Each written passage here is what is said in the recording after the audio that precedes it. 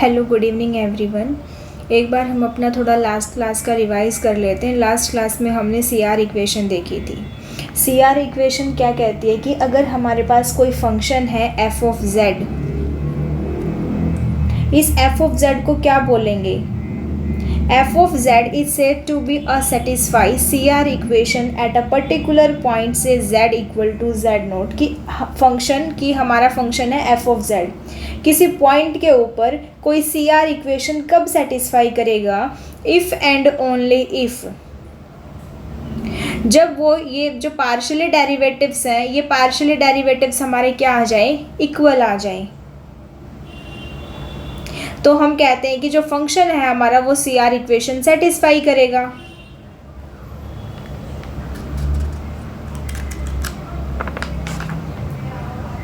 उसके बाद हमने एक रिजल्ट देखा था। रिजल्ट क्या था कि अगर कोई function F of Z differentiable है किसी पॉइंट के ऊपर से z equal to Z not के ऊपर, तो वहाँ पर सी आर इक्वेशन होल्ड करेगी।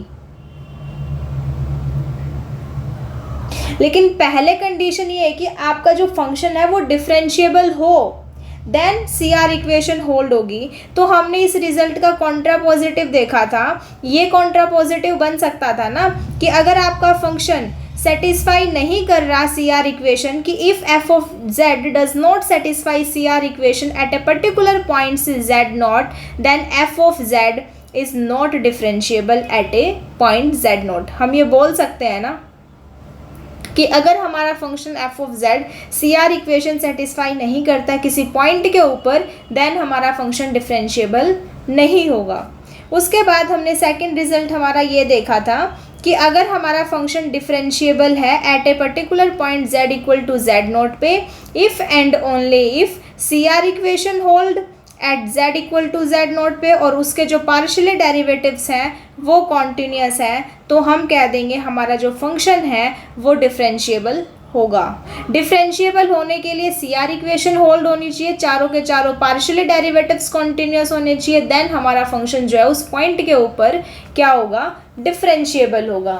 अब उसके बाद मैंने आपको कुछ क्वेश्चंस दिए थे होमवर्क के लिए, अगर वो किसी से नहीं हुए हैं, ये क्वेश्चंस थे, तो हम एक बार इन क्वेश्चंस को डिस्कस कर लेते हैं।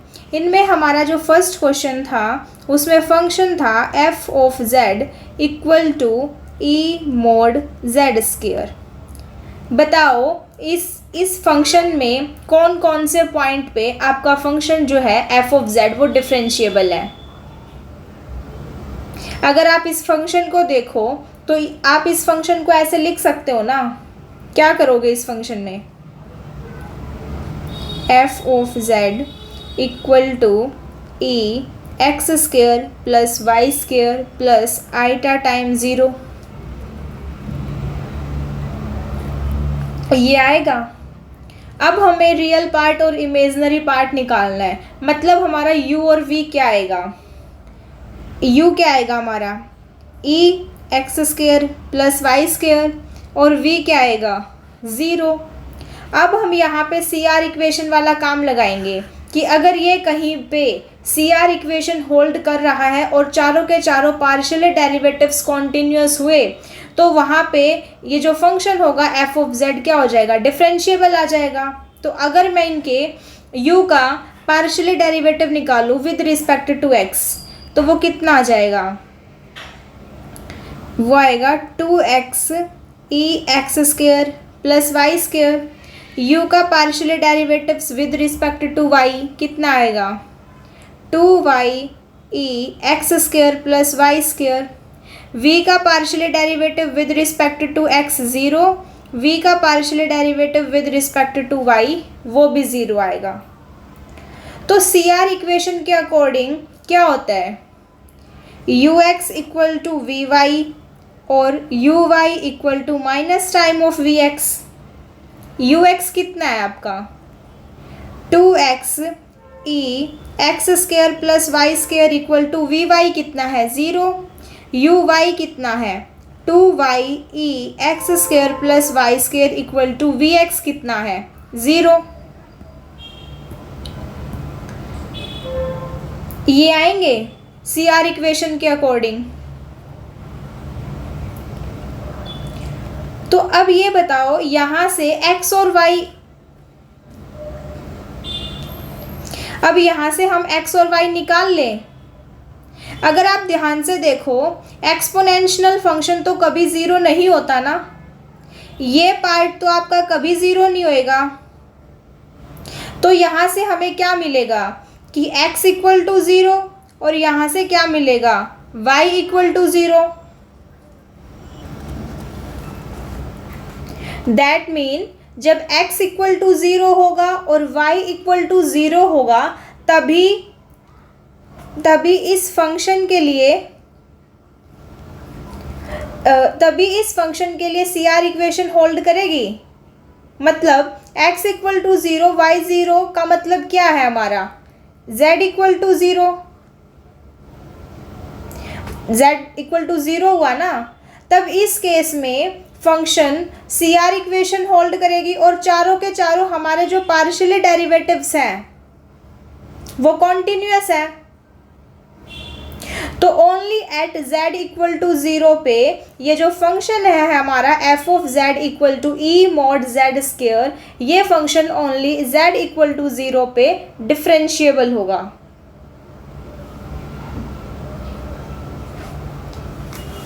देखो अब जो हमारा सेकंड क्वेश्चन था वो क्या था, f of z equal to z cube plus z bar plus iota z बार।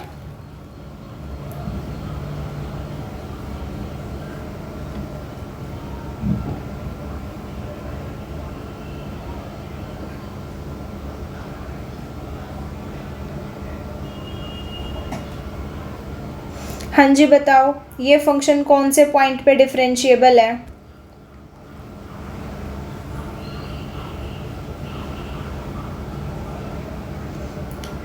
बताओ कौन सा z है जहाँ पे CR इक्वेशन होल्ड होगी और डिफरेंशिएबल फंक्शन मिल जाएगा।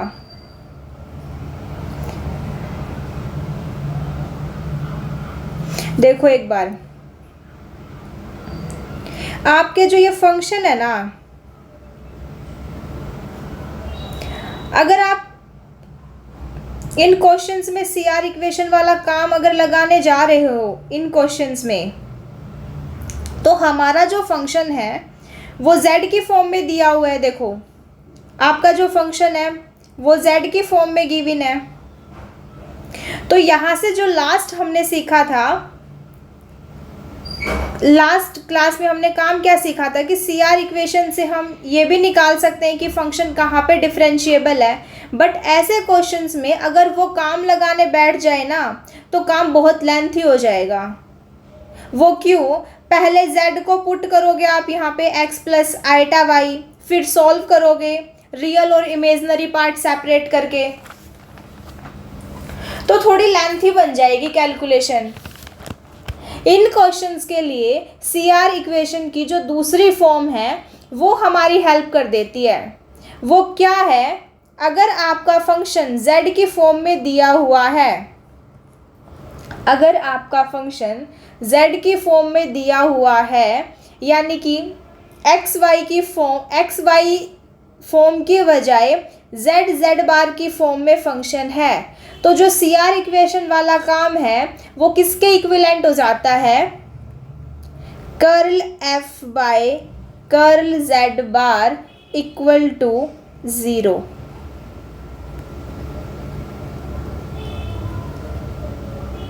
अगर आपका फंक्शन z की फॉर्म में दिया हुआ है, यानी कि xy की फॉर्म की बजाय वहाँ z बार की फॉर्म में फंक्शन है, तो CR इक्वेशन वाला जो काम है वो किसके इक्विवेलेंट आ गया, curl f by curl z bar equal to zero. कि जो CR इक्वेशन वाला काम था उनको अगर z की फॉर्म में अगर लिखना हो तो क्या करोगे आप, सिंपली फंक्शन का z बार के रिस्पेक्ट में पार्शियली डेरिवेटिव निकाल लो और पॉइंट निकाल लो वहाँ से जहाँ पे ये जो डेरिवेटिव है वो ज़ीरो आए। उन पॉइंट्स के ऊपर डेरिवेटिव ज़ीरो आएगा, उन्हीं पॉइंट्स के ऊपर CR इक्वेशन होल्ड करेगी। दैट मीन अगर z की फॉर्म में भी हमें फंक्शन दिया हुआ हो उस अगर फंक्शन हमारा z की फॉर्म में दिया हुआ हो, उसको एक्स वाई की फॉर्म में लिखने की बजाय हम सीधा काम लगा देंगे। सीधा क्या काम करेंगे, ये कि curl f by curl z bar equal to 0, ये निकाल लो, ये लगा देंगे। उसके बाद जो जिन पॉइंट पे curl f by curl z bar equal to 0 आएगा वहीं पे सी आर इक्वेशन होल्ड करेगी। तो इसको लगाना कैसे है, जैसे हमारे पास फंक्शन था, अभी जैसे हम इसी फंक्शन को देखते हैं। जैसे हमारे पास ये फंक्शन था f of z equal to E mod z square है, मतलब इस वाली फॉर्म को लगाना कैसे है। हमारे पास फंक्शन था ये f of z equal to E mod z square. हमने अभी ऊपर से ये देखा था कि ये फंक्शन सिर्फ 0 के ऊपर डिफरेंशिएबल है, पुराने मेथड से निकाला था, है ना। अगर वो मेथड ना लगाए, हम इस मेथड से जाएं, तो जो हमारा फंक्शन है f of z equal to mod z square वो यही है। और आपको पता है कि हम मोड z स्क्वायर को क्या लिख सकते हैं, z बार लिख सकते हैं। लिखो, तो आपका f ऑफ z फंक्शन क्या बना, ई z बार।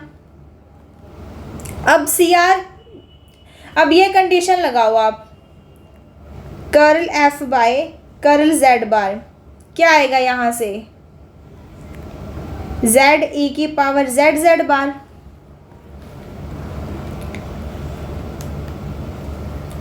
ये आ जाएगा। अब ये देखो कि जो curl f by curl z bar है ये 0 कब होगा,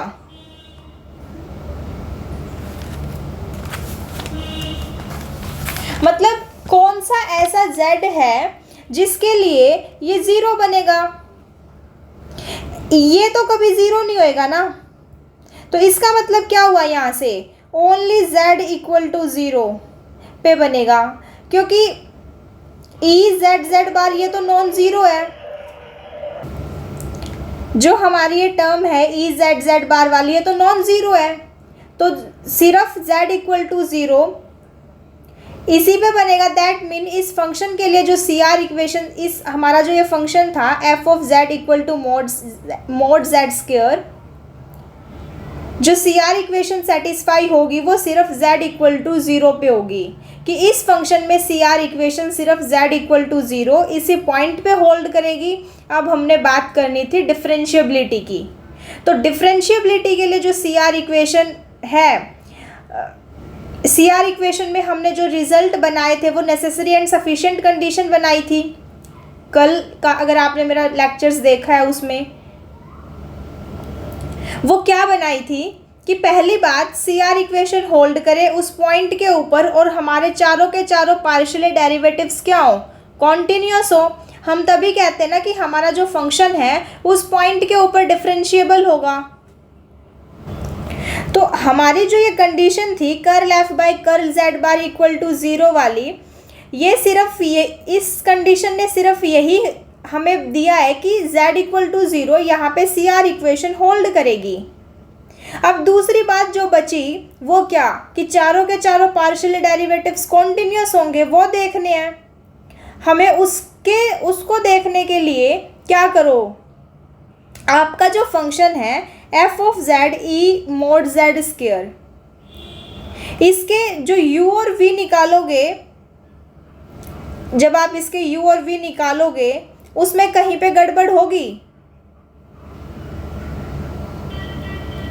नहीं होगी ना, मतलब कॉन्टिन्यूस आएंगे उनके डेरिवेटिव्स भी।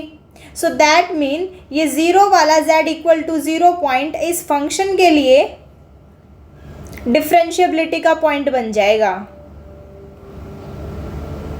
कि हमारा जो फंक्शन है f of z equal to mod z square, ये function only at z equal to 0 पे डिफरेंशिएबल आएगा। यहाँ से मीनिंग क्या हुआ कि हमारा काम आसान हो गया ना प्रीवियस काम से, कि पहले u निकालो v निकालो, फिर हम क्या करते थे सी आर इक्वेशन लगाओ, उसके कंपैरेटिव ये काम जो है हमारा इजी हो गया ना, कि जब फंक्शन हमारा z या z बार की फॉर्म में हो तब ये काम लगाना है हमें, curl f by curl z बार को इक्वल टू 0 पुट कर दो।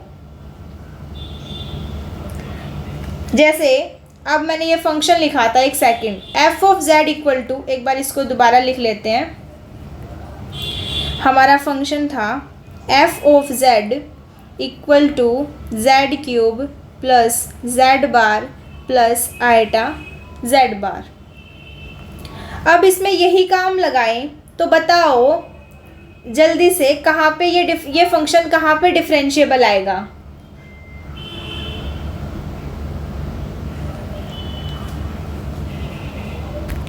सबसे पहले इसमें curl f by curl z bar निकालो, वो क्या आएगा,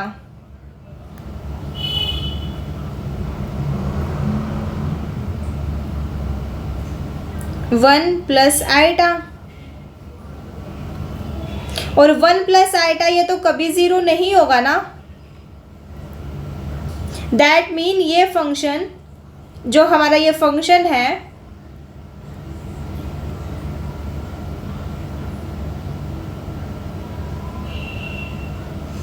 ये फंक्शन कहीं पे भी डिफरेंशिएबल नहीं होगा, क्योंकि CR इक्वेशन ही कहीं पे होल्ड नहीं हो रही।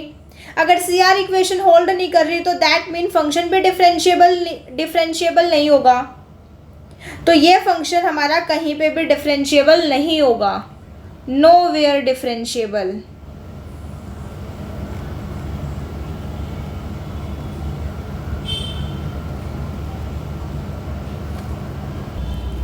अब जैसे मैं आपको फंक्शन दूं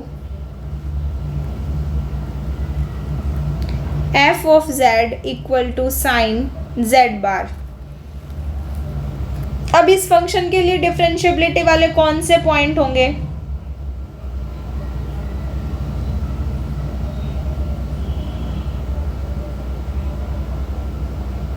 हाँ जी बताओ, इस फंक्शन के लिए डिफरेंशिएबिलिटी वाले कौन से पॉइंट होंगे। पाई बाई 2 के सारे ओड मल्टीपल्स आ जाएंगे ना।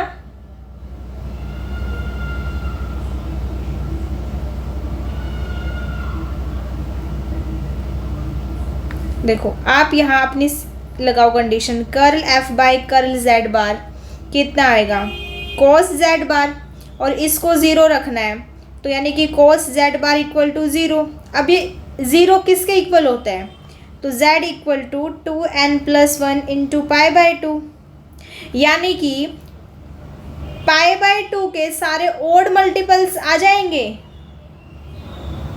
इन पॉइंट्स के ऊपर। यहाँ पे जो CR इक्वेशन है वो होल्ड करेगी, और अगर u और v निकालोगे तो उनके पार्शियल डेरिवेटिव्स भी कॉन्टिन्यूस होंगे।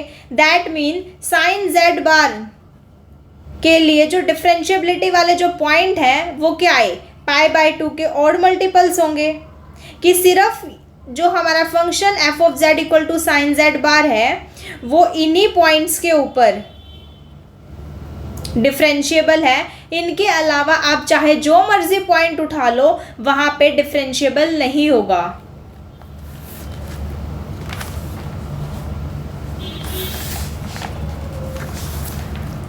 क्लियर है सभी को ये पॉइंट।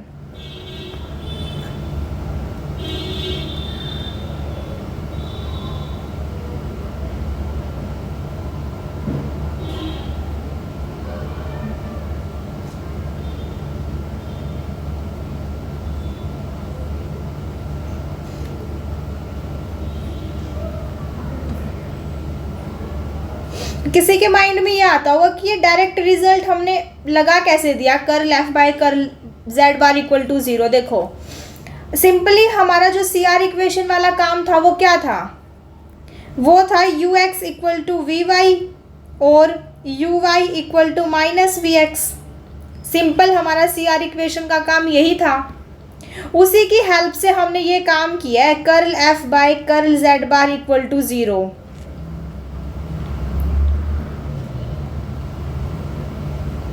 हमने इसको कन्वर्ट कर लिया इस फॉर्म में, curl F by curl Z bar equal to 0। वो कैसे? एक्चुअल में जब आप curl F by curl Z bar निकालोगे वो क्या आएगा?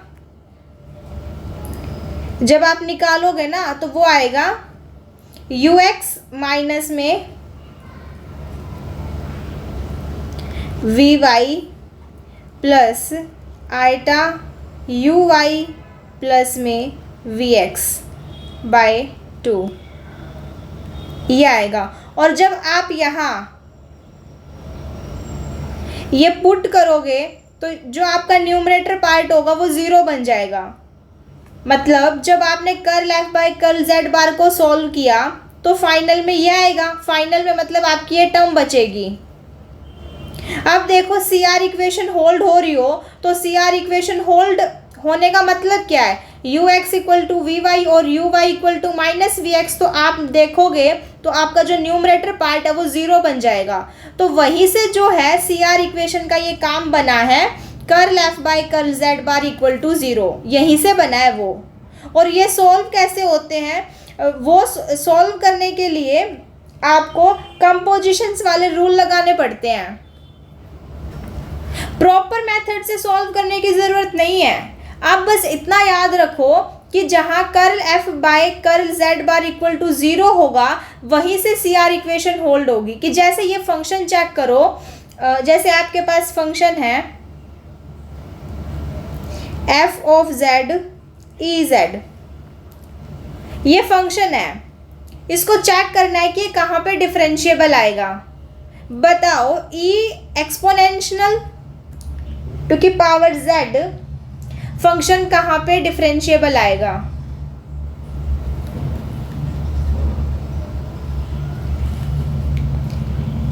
Curl F by curl Z bar निकालोगे 0 आएगा। ये एवरीवेयर डिफरेंशिएबल होगा। क्यों होगा? क्योंकि curl F by curl Z bar हमेशा ही 0 हो रहा है।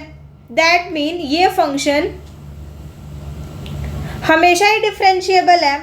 तो यहाँ से एक बात पता चल रही है आप सभी को कि अगर फंक्शन के अंदर, ध्यान से देखो, कि अगर फंक्शन के अंदर z बार नहीं है, जैसे इसमें देखो z बार नहीं है, इस फंक्शन के अंदर z बार नहीं था, तो अगर z बार से फंक्शन फ्री हुआ तो वो हमेशा ही क्या होगा? डिफरेंशिएबल होगा। जैसे कल हमने एक फंक्शन लिखा था, फंक्शन क्या था? Z square equal to x square minus y square plus 2 iota x y. Z square को देखा जाए तो ये था। और इस केस में सी आर इक्वेशन हर जगह पे होल्ड हुई थी और ये फंक्शन हर जगह पे डिफरेंशिएबल भी था। वो क्यों था? क्योंकि ये जो फंक्शन है, ये जो फंक्शन है जेड स्क्वायर, यानी कि जेड स्क्वायर जो है वो जेड बार से फ्री है। तो अगर जेड बार से इंडिपेंडेंट हुआ फंक्शन तो वो हमेशा हर जगह पे डिफरेंशिएबल होता है। मतलब डिफाइन ऑन डोमेन, मतलब अपनी डोमेन के ऊपर हमेशा डिफरेंशिएबल होगा।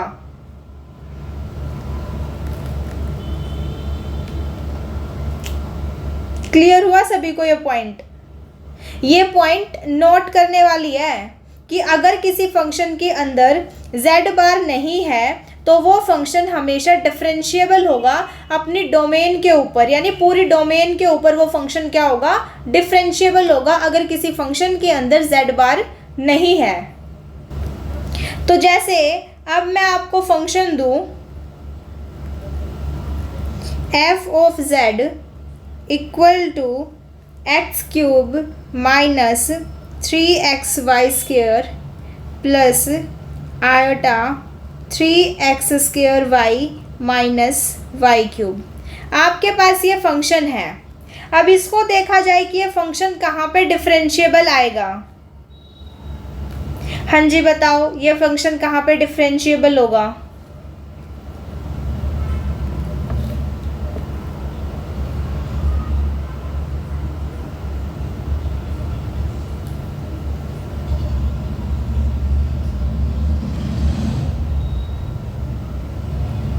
हाँ जी बताओ, किसी से हुआ तो ये फंक्शन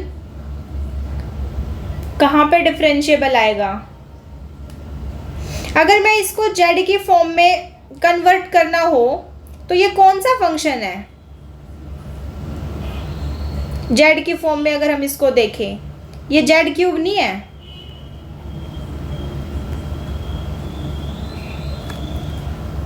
अब जेड क्यूब कैसे ओपन होगा? X plus iota y, x plus iota y का क्यूब। अब इसको ओपन करो, क्या बनेगा?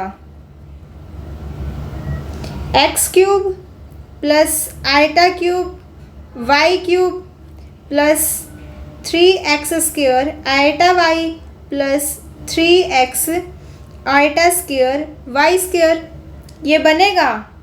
अब आप सबको पता है आइटा स्क्वायर -1 होता है, रखो इसमें, तो आपका जेड क्यूब की फॉर्म क्या आ जाएगी? एक्स क्यूब आइटा स्क्वायर कितना होता है? -1 minus 3x y square plus iota, यहाँ से देखो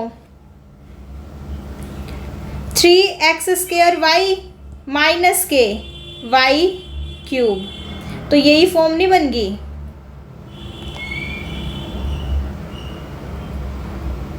यहाँ पे यही लिखा है ना,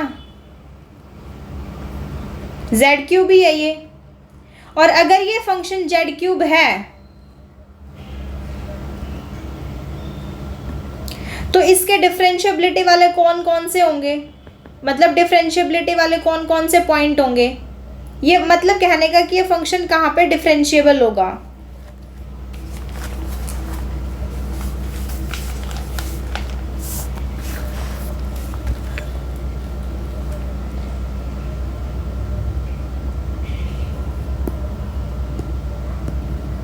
हाँ जी बताओ, ये फंक्शन कहाँ पे डिफरेंशिएबल होगा?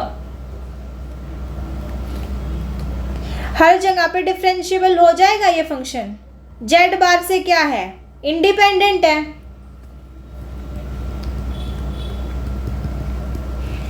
आपका फंक्शन जेड बार से क्या है? इंडिपेंडेंट है, यानी कि फ्री फ्रॉम है, तो फंक्शन हर जगह पे डिफरेंशिएबल हो जाएगा। तो आप यहां लिख सकते हो एवरीवेयर डिफरेंशिएबल। अब जैसे फंक्शन दूं मैं आपको f of z equal to mod Z square plus Z bar. अब बताओ ये फंक्शन कहाँ पे डिफरेंशिएबल होगा? हाँ जी बताओ, ये फंक्शन कहाँ पे डिफरेंशिएबल होगा? देखो आप मोड जेड स्क्वायर को लिख सकते हो ना,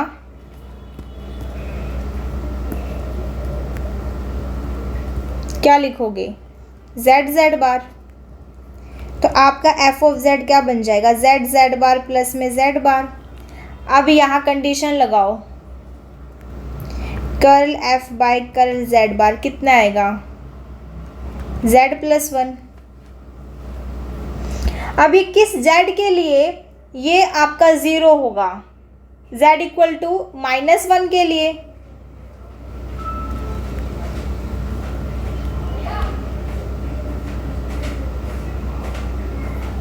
मतलब ये 0 कब बन सकता है? z इक्वल टू -1 पे। तो दैट मीन डिफरेंशिएबिलिटी वाले जो पॉइंट है वो कौन से हैं? वो z इक्वल टू -1 होगा।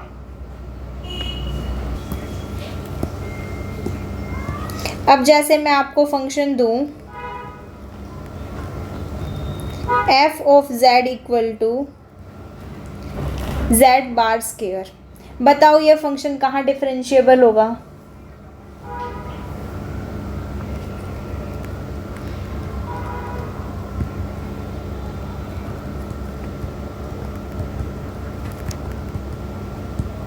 ओनली z इक्वल टू 0 पे ये फंक्शन डिफरेंशिएबल होगा। अगर मैं आपको फंक्शन दूं f of z equal to Z bar, बताओ ये फंक्शन कहाँ पे डिफरेंशिएबल होगा?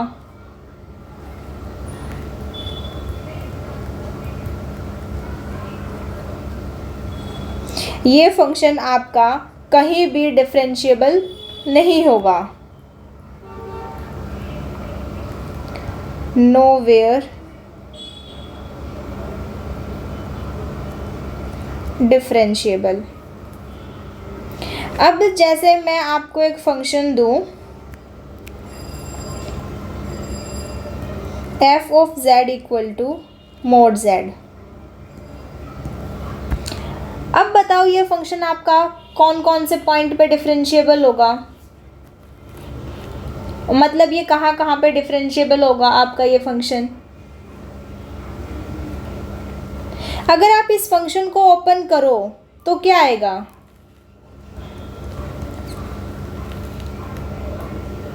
स्क्वायर रूट ऑफ z बार आ जाएगा,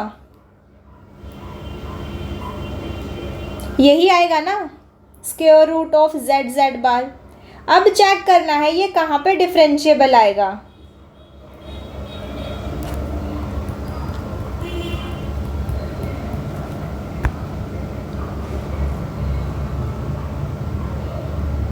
अब उसके लिए curl f by curl z bar निकालो, वो क्या आएगा, curl f by curl z bar निकालोगे वो क्या आएगा, root z by 2 root z bar, root z over 2 root z bar, ये आ जाएगा। अब ये देखना है कि ये कौन से z के लिए 0 बनेगा।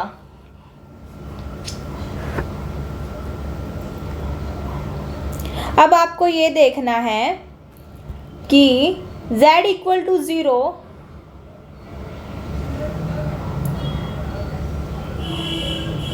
कि ये कौन से पॉइंट के लिए 0 बनेगा।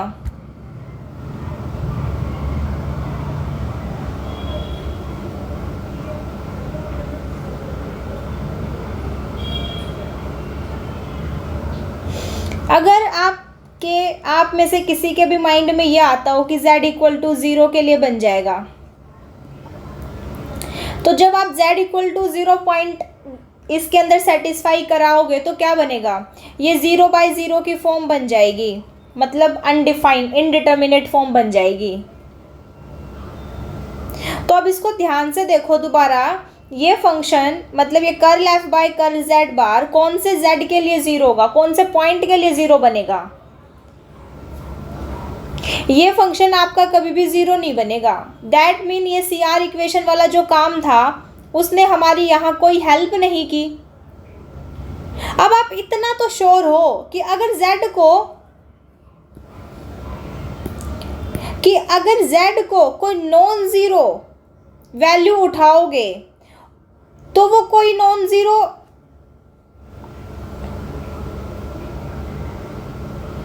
अगर आप कोई नॉन ज़ीरो वैल्यू उठाओगे तो ये कभी भी 0 नहीं बनेगा।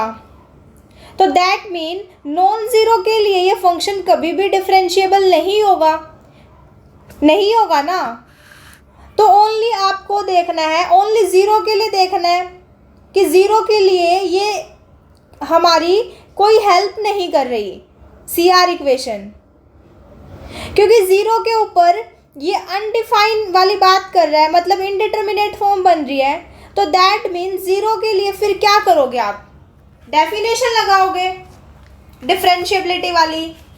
तो इस फंक्शन को देखो f of z equal to mod z, ये हर एक नॉन ज़ीरो के लिए तो डिफरेंशिएबल नहीं है। आप कोई भी नॉन ज़ीरो वैल्यू रखोगे कभी भी 0 नहीं बनेगा। तो हर एक नॉन ज़ीरो के लिए ये कभी भी डिफरेंशिएबल नहीं है। अब हमें चेक करना है क्या 0 के लिए CR इक्वेशन ने तो हमारी कोई हेल्प नहीं की। अगर CR इक्वेशन हेल्प नहीं कर रही तो 0 के लिए क्या करोगे, फिर उसके लिए आप डेफिनेशन लगा दो कि 0 के लिए सिंपली हम चेक कर ले। अगर आप यहाँ अब सिंपली क्या लगाओ, डेफिनेशन लगाओ। वो क्या थी, limit z goes to 0 mod z minus 0 z minus 0 f of z minus function की value at point 0 divide z minus z naught, क्या ये लिमिट एग्जिस्ट करेगी? हाँ जी, क्या ये लिमिट एग्जिस्ट करेगी?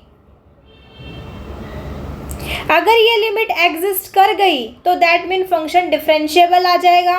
अगर ये लिमिट एग्जिस्ट नहीं करी तो फंक्शन हमारा डिफरेंशिएबल नहीं होगा। तो अब आपको चेक कैसे करनी है लिमिट?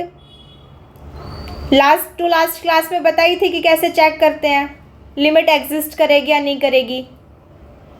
तो पहले आप इसकी पोलर फॉर्म में देखो, z को पोलर फॉर्म में कन्वर्ट करो। z की पोलर फॉर्म क्या आएगी? z equal to r e की पावर आइटा थीटा।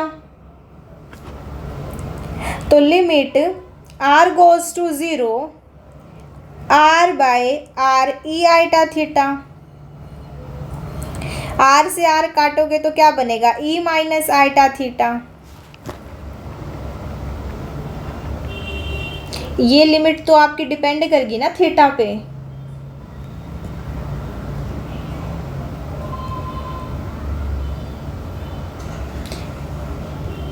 तो फंक्शन आपका कैसा हो गया? Path independent.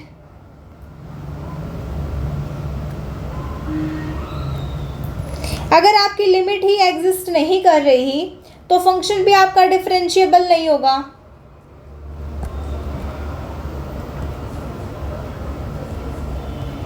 Limit does not exist. आपने ये देखा कि ये फंक्शन किसी नॉन ज़ीरो वैल्यू के लिए भी कभी ज़ीरो नहीं बन रहा, और ज़ीरो के लिए भी हमने चेक कर लिया कि ये फंक्शन डिफरेंशिएबल नहीं है। तो इसका मतलब क्या हुआ कि आपका जो mod z फंक्शन है ये कहीं भी डिफरेंशिएबल नहीं होगा, नो वेयर डिफरेंशिएबल।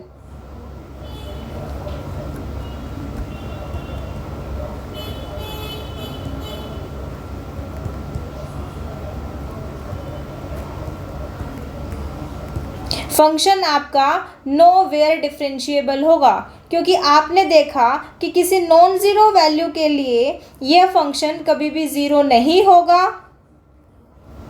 और ज़ीरो के लिए भी चेक कर लिया फंक्शन जो है आपका वो पाथ इंडिपेंडेंट आया, मतलब लिमिट एग्जिस्ट नहीं कर रही, और लिमिट एग्जिस्ट नहीं कर रही तो फंक्शन भी हमारा डिफरेंशिएबल नहीं होगा।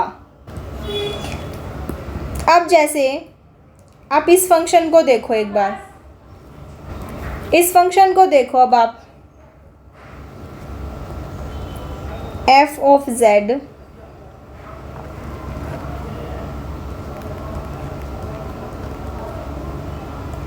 जब आपका z नॉट इक्वल टू 0 है तो फंक्शन की वैल्यू है z bar square over z।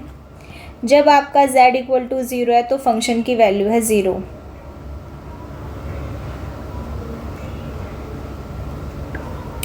पहली बात तो ये बताओ, क्या ये फंक्शन आपका कॉन्टिन्यूअस है?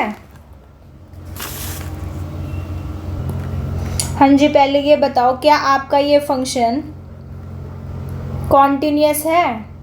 हमने चेक किया था ना लास्ट टू लास्ट लेक्चर, अगर किसी ने मेरा देखा है, कि जो फंक्शन है, ये जो फंक्शन था वो कॉन्टिन्यूअस था एवरीवेयर। पहली बात कि f of z is continuous everywhere. अब डिफरेंशिएबिलिटी की बात की जाए तो CR इक्वेशन वाला काम लगाएंगे।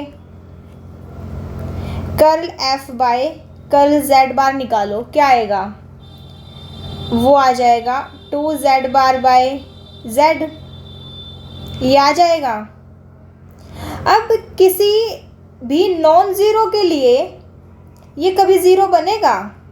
किसी नॉन ज़ीरो z के लिए क्या कभी ये ज़ीरो बनेगा?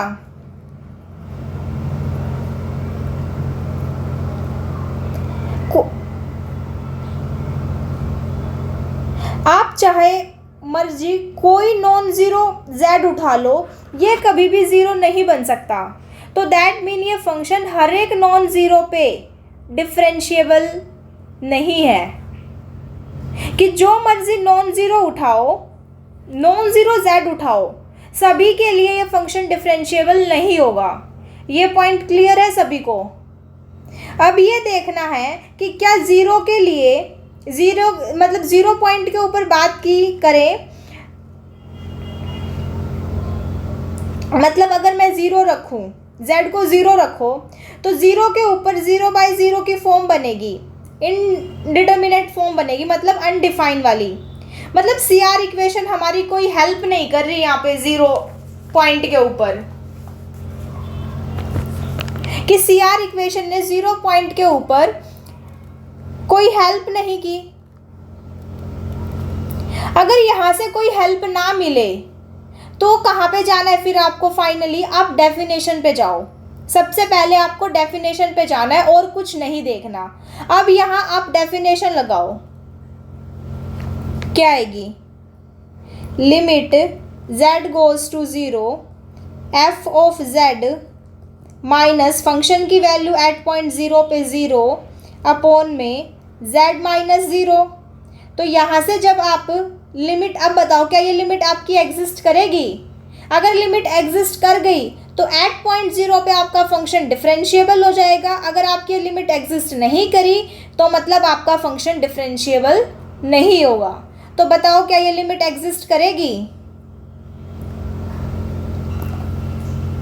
पहले आप z की पोलर फॉर्म लिखो। z की पोलर फॉर्म आएगी आर ई आइटा थीटा, और z बार क्या बनेगा?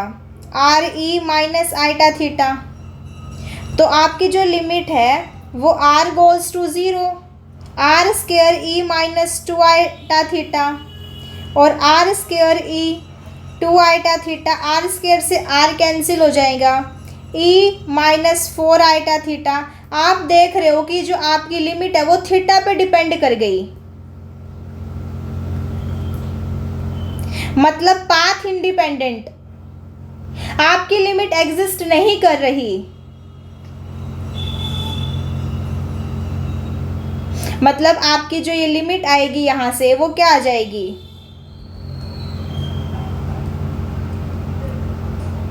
Limit does not exist. अगर लिमिट एग्जिस्ट नहीं कर रही तो हमारा फंक्शन भी डिफरेंशिएबल नहीं होगा। तो f of z is nowhere differentiable.